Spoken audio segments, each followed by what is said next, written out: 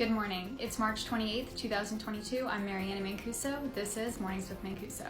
Have you ever had a Freudian slip, where you say something that you didn't mean to say, but maybe you actually kind of meant?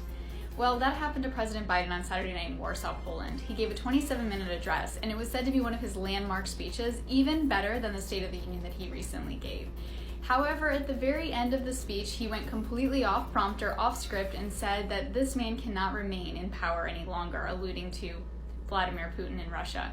Immediately after, his White House administration went to walk that back, saying, "We were not calling for regime change." While that might be the case, it was definitely kind of an awkward ending to a fantastic speech.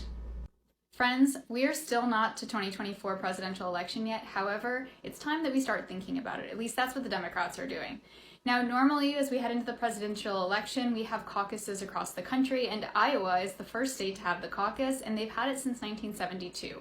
However, if we remember, the 2020 caucus was a nightmare. It was filled with technical glitches. It was such a disaster.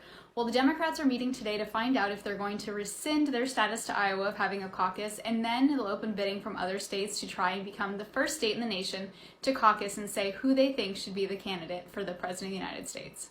Another weekend, another Donald Trump rally. This weekend, former President Donald Trump headed to Georgia, where he stumped for former Senator from Georgia, David Perdue, who's running against sitting Governor Brian Kemp.